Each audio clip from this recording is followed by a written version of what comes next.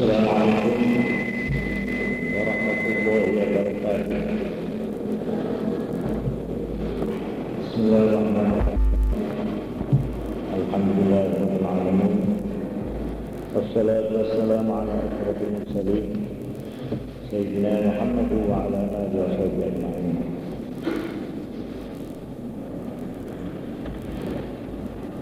Bapak-bapak, ibu-ibu, saudara-saudara, hadirin dan hadirat yang kami muliakan. Lebih dahulu saya mengucapkan terima kasih atas kesempatan yang sekaligus merupakan penghargaan dan kepercayaan kepada diri saya untuk pada malam ini menyampaikan uraian sekitar Isra Mi'raj Nabi besar Muhammad sallallahu alaihi wasallam.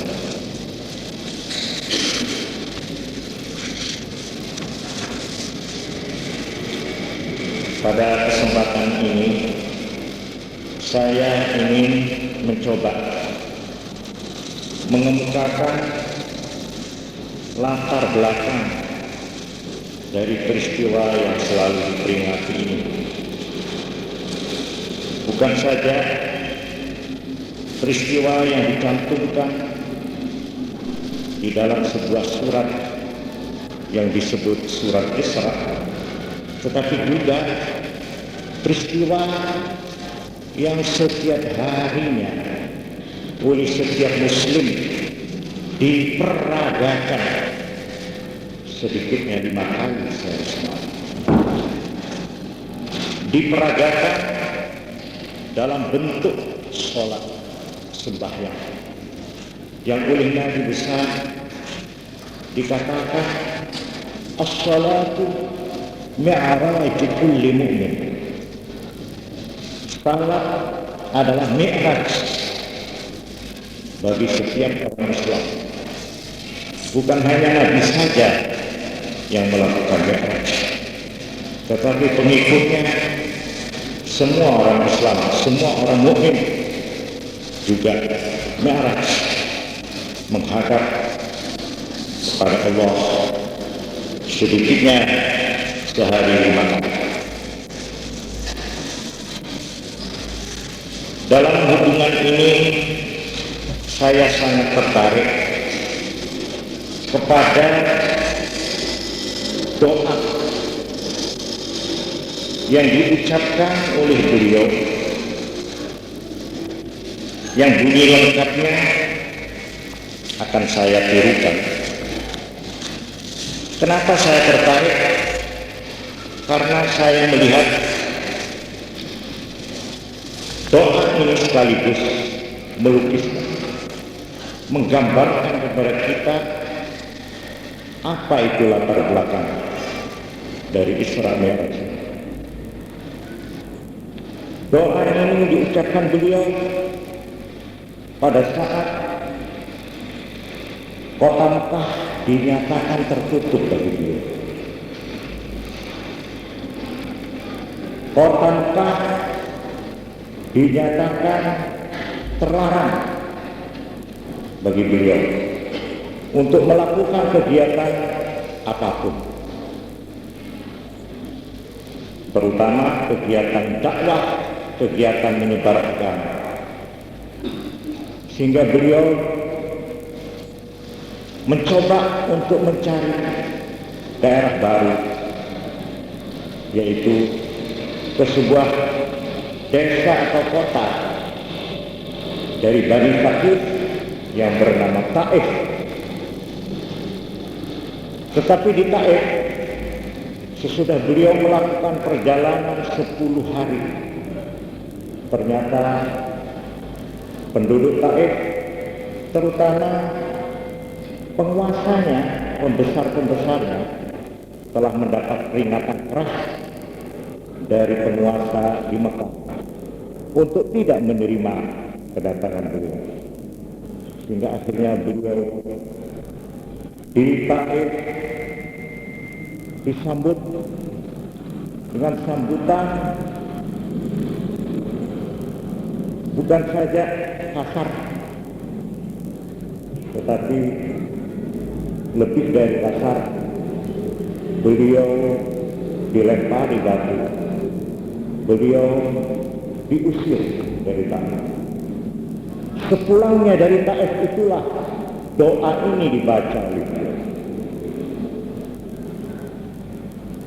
Saya menurun doa ini dari sebuah buku sejarah. Saya kira hampir di semua buku terdapat doanya. Yang bunyi lengkapnya, Allahumma ilaika ashku dha'fa quwwati wa qillata hilati wa hawani 'alan nas ya arhamar rahimin. Wahai ya Allah, kepadamu lah aku mengadukan kelemahan daya kekuatanku dan kekurangan daya upayaku, dan betapa aku telah diremehkan orang, telah dilecehkan orang. Wahai Tuhan yang maha pengasihnya pengasih, anta rabbul mustada'afin wa anta rabbi ila man takiluni. Engkaulah Tuhan pelindung mereka yang lemah, yang ditindas, yang diperlakukan tidak semena-mena, dan Engkau pun adalah Tuhan pelindungku pula. Lalu kepada siapa lagi Engkau akan menyerahkan diriku?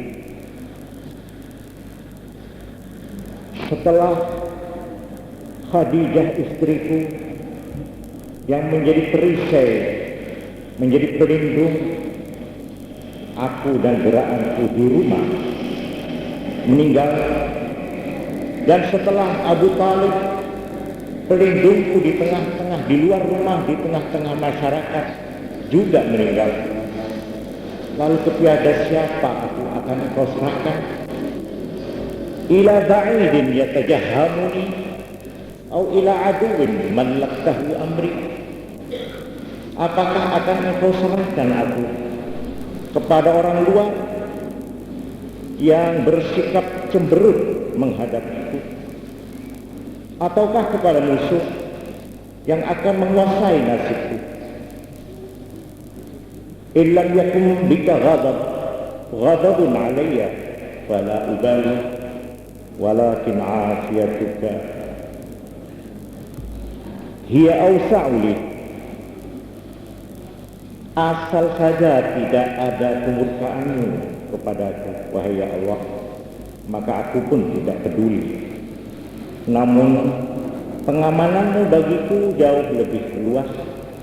Oleh karena itu, wahai ya Allah, a'udzu binuri wajhik alladhi asyraqat lahu dhulumat wa salaha alaihi amrud dunya wal akhirah an tunzila bi ghadabak au tuhillu alayya sakhatak.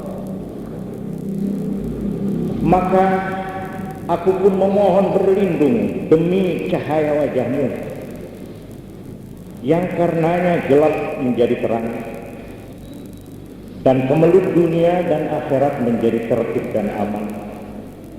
Janganlah kiranya Engkau ya Allah menurunkan murka-Mu kepadaku, atau Engkau timpakan kemarahan-Mu kepadaku.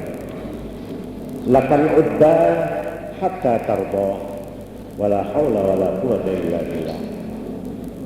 Padamulah ridha sehingga Engkau pun akan ridha juga padaku.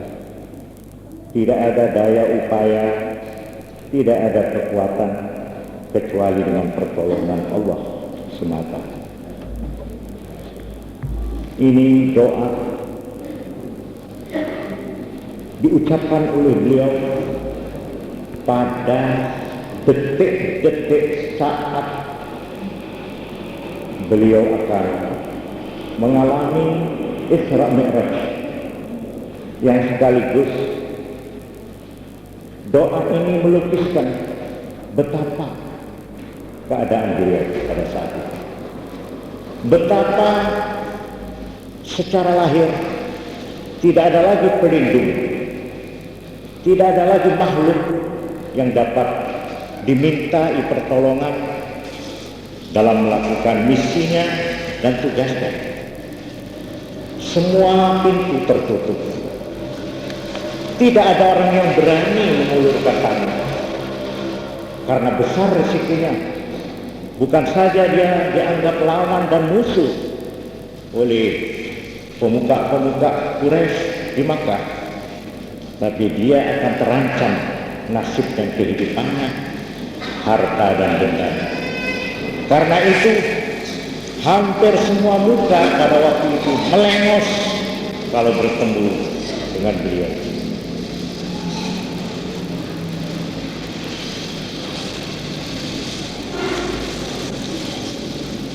Tidak antara lama sesudah itu datanglah perintah dari Allah lewat malaikat Jibril untuk asra bi'abdihi laila, untuk mengisrakan, untuk menjalankan, memberangkatkan bi'abdihi dengan hambanya.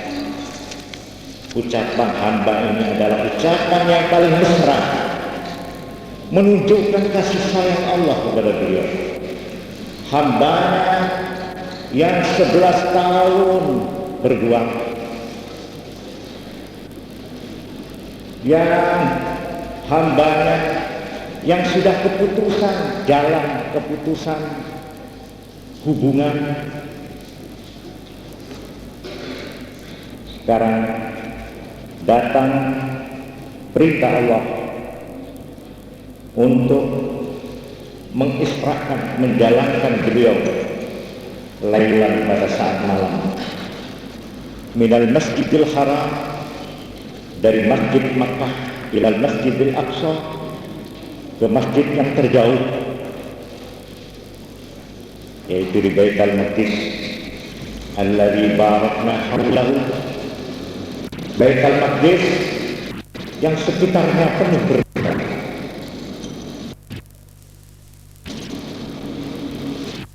Linuriyahu min ayatina, agar supaya Tuhan bisa memperlihatkan,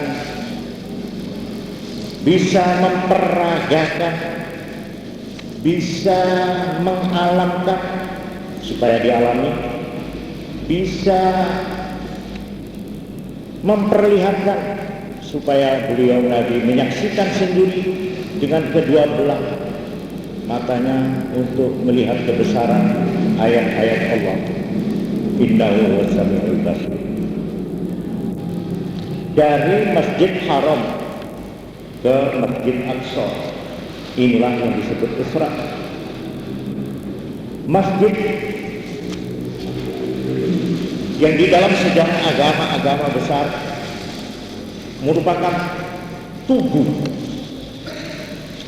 tonggak sejarah yang hebat. Karena di Masjid Haram, Masjid Makkah adalah tempat turunnya wahyu yang pertama dulu, yang diturunkan oleh Allah dan diterima oleh kakek dari seluruh nabi, yaitu Nabi Abraham, Nabi Ibrahim bersama Nabi Ismail. Dari tempat turunnya wahyu yang pertama inilah Nabi berangkat melakukan Isra ke Masjidil Aqsa, tempat turunnya wahyu yang diturunkan dan diterima oleh penerus yang mempunyai sejarah besar di dalam peradaban dunia, yaitu Nabi Musa alaihissalam dan Nabi Isa alaihissalam. Di Baitul Maqdis inilah kedua nabi besar ini menerima wahyu dari Allah. Ini adalah merupakan satu lukisan sepintas lalu, merupakan peragaan kepada Nabi, kepada tugas Nabi, kepada misi Nabi kita Muhammad sallallahu alaihi wasallam, bahwa tugas yang dijalankan beliau, bahwa wahyu yang diturunkan kepada beliau Nabi Muhammad adalah juga wahyu dan tugas yang dulu pernah diturunkan kepada Nabi Ibrahim, Nabi Ismail, Nabi Musa, dan Nabi Isa alaihissalam, sebagai mata rantai yang tidak pernah putus. Dan mata rantai yang terakhir diserahkan kepada dan dipercayakan kepada orang yang melakukan Isra ini, yaitu Nabi Muhammad sallallahu alaihi wasallam, sebagai Rasulul Ikmal dan Rasulul Itmam. Al-yawma akmaltu lakum dinakum wa atmamtu alaikum ni'mati wa raditu lakum al-Islam madinah. Nabilah yang menyempurnakan, merampungkan tugas berantai dari nabi-nabi sejak Nabi Nuh, Nabi Ibrahim, Nabi Ismail, sebagaimana digambarkan di dalam surat An-Nisa ayat 163 sampai dengan ayat 165. Inna awhayna ilaika, sungguh kami telah mewahyukan kepada engkau Muhammad, kama awhayna, wahyukan kepada Ibrahim wa Ismail wa Ishaq wa Ya'qub wal asbab, dan 12 keturunan Ya'qub, wa Isa wa Ayyub wa Yunus wa Harun wa Sulaiman wa atayna Dawud zabura, dan aku pun telah memberikan kepada Daud Zabur, kitab Zabur. Wa rusulan qad qasasnahum 'alaika min qablu, dan juga banyak utusan-utusan yang telah aku ceritakan kepadamu Muhammad sebelum ini. Malahan wa rusulan lam naqsushum 'alaika, dan juga banyak utusan-utusan rasul-rasul yang belum atau tidak aku ceritakan padamu. Wa kallamallahu Musa taklima, dan Allah telah pernah juga melakukan dialog, berbicara langsung kepada Nabi Musa. Semua itu, kakak-kakakmu itu, saudara-saudaramu itu, rusulan mubasyirin, adalah merupakan duta-duta Allah, utusan-utusan Allah yang sama tugasnya, mubasyirin, memberi, membawa berita gembira dari langit dan sekaligus membawa peringatan-peringatan. Bi'alla yakuna an-nasu 'ala Allahi hujjatun ba'da rusul, agar supaya manusia kelak tidak berhelah di hadapan Allah bahwa kami sesat oleh karena tidak ada utusanmu yang datang membawa ajaran-ajaranmu, agar supaya manusia kelak di hadapan pengadilan Tuhan tidak lagi berhujjah berhelah. Wa yakuna an-nasu li'alla yakuna an-nasu 'ala Allahi hujjatun ba'da rusul, sesudah kedatangan utusan-utusanku itu manusia tidak punya hujjah lagi untuk alasan mengapa mereka tidak mau tunduk kepada Allah, pada ajaran Allah. Wa kana Allahu 'azizan hakim. Inilah satu peragaan yang dilakukan dalam waktu yang singkat, di mana Nabi diberi kebesaran, diberi kepercayaan menjadi penerus dari nabi-nabi yang dahulu. Bukan saja, tetapi beliau sebagai nabi penutup, pengakhir, penyudah dari nabi-nabi. Mathali wa mathalul anbiya qabli karajulin banadaran, kata beliau. Perumpamaan aku dan nabi-nabi sebelumku adalah ibaratnya seorang yang membangun satu rumah besar, rumah gedung, istana yang besar. Fa'akmalaha wa ahsanaha, telah disempurnakan rumah besar itu dan diperindah, yaitu rumah agama, rumah ajaran dari Allah.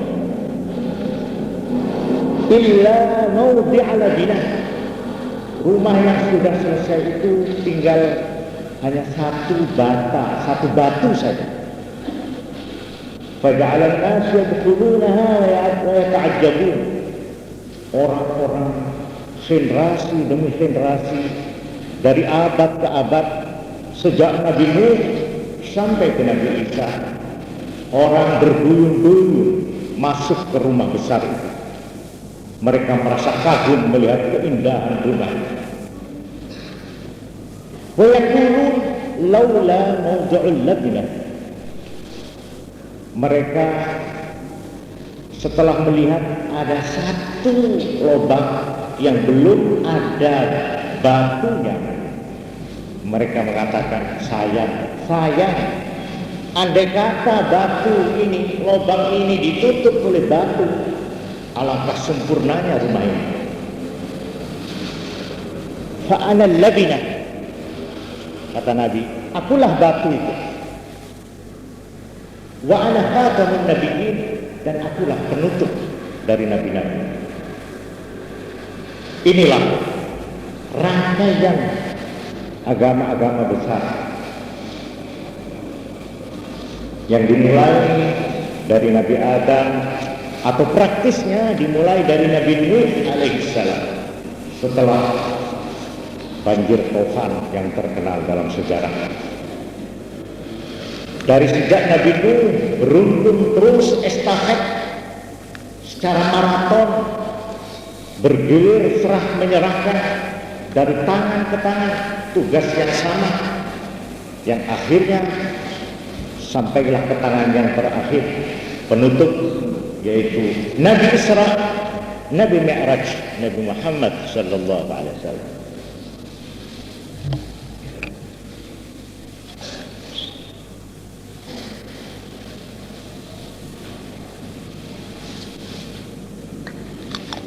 Isra Mi'raj, sebagaimana kita baca dan dengar, memang merupakan miracle. Miracle merupakan satu keajaiban, keanehan yang hampir-hampir membuat orang tidak mudah menangkap. Hampir-hampir orang menganggapnya khayalan, hampir-hampir orang menganggapnya dongengan. Memang Isra ini dinyatakan menurut kepercayaan agama Islam sebagai salah satu mukjizat, peristiwa yang memang melumpuhkan kekuatan akal biasa, akal yang hanya berdasar dan berpegangan pada alat-alat yang terbatas yang namanya panca indera, alam fisik, alam nyata saja. Akal yang tidak dilengkapi dengan iman, daerah yang dijangkau akal cukup luas, tetapi masih lebih luas lagi daerah yang tidak bisa dijangkau oleh akal manusia, dan daerah itu adalah daerah iman. Berbahagialah manusia yang dengan akalnya dia menjangkau alam yang ada di muka hidung kita, yang ada di sekeliling kita. Dan untuk menjangkau alam yang lebih luas, dia mendapat bimbingan dan hidayah dari Allah lewat rasul-rasul untuk percaya dan iman bahwa alam ini tidak hanya terbatas pada daerah yang dapat dijelajahi akal saja, tetapi masih lebih luas daerah yang belum dikenal, belum dijangkau oleh akal manusia. Karena itulah agama diturunkan.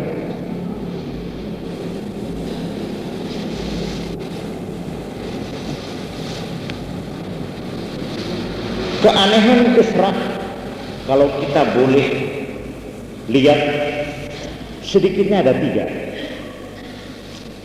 Pertama, kecepatan waktu. Kecepatan waktu yang luar biasa.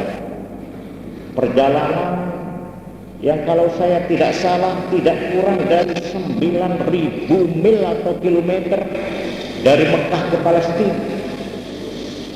Yang kalau pakai kendaraan pada waktu itu, kendaraan onta, dilakukan 2 bulan pulang pergi. Dan dari Palestina, dari Baitul Maqdis vertikal, tadi ada kata-kata Isra horizontal, mendatar dari Mekah ke Palestina, dari Palestina vertikal, menanjak menaik ke petala langit. Bukan saja planet menurut yang kita kenal, tapi ada istilah-istilah yang mungkin di ilmu alam tidak ada, yang namanya Sidratul Muntaha, yang namanya Mustawa. Entah, saya tidak tahu itu sudah ada apa belum di dalam ilmu perbintangan, yang disebut daerah yang namanya Sidratul Muntaha, Mustawa, di mana Nabi mendengar dengan telinganya sendiri syariral kalam, bunyi pena besar, pena yang menentukan nasib kehidupan ini, pena Tuhan. Malahan di dalam cerita Mi'raj dikatakan Nabi sampai ke daerah-daerah yang sudah tidak mungkin dicapai oleh manusia biasa, oleh manusia yang terdiri dari tubuh yang terbatas ini. Oleh karena itu, di samping kecepatan waktu, maka keanehan lain daripada Isra ialah tujuan perjalanan itu sendiri, yang kecuali menempuh berlapis-lapis lapisan udara sampai ke daerah antariksa, sampai ke daerah luar angkasa. Ini istilah yang kita pakai sekarang, luar angkasa. Bukan saja, tetapi perjalanan itu masih terus melanjut ke daerah yang oleh agama disebut daerah alam gaib, alamul malakut. Di dalam ajaran kita dikenal adanya 2 alam, alam manusia, alam panca indera yang disebut alamul mulk, alamul mulki, dan ada lagi daerah bukan, atau alam bukan alam panca indera, tapi alam iman, yaitu yang disebut alamul malakut atau alam gaib. Dalam perjalanannya ini Nabi sampai kepada daerah-daerah yang disebut Mustawa, Sidratul Muntaha. Malahan beliau sempat masuk ke surga yang selama ini hanya diperdengarkan si sifat-sifatnya saja itu telah disaksikan sendiri oleh beliau. Beliau sempat masuk menengok melihat surga. Bahkan beliau oleh Allah dengan kemurahan Allah diperlihatkan pula neraka. Perjalanan beliau masih terus makin jauh, di mana beliau diberi kesempatan oleh Tuhan untuk bertemu langsung dengan para makhluk-makhluk lain yang namanya makhluk gaib, makhluk yang disebut malaikat. Bukan saja, juga dengan mereka yang menurut ajaran materialisme sudah menjadi tanah, sudah menjadi satu dengan tanah, tumbuh lagi menjadi tumbuh-tumbuhan, dimakan lagi menjadi tanah lagi, yaitu mereka yang telah ratusan tahun meninggal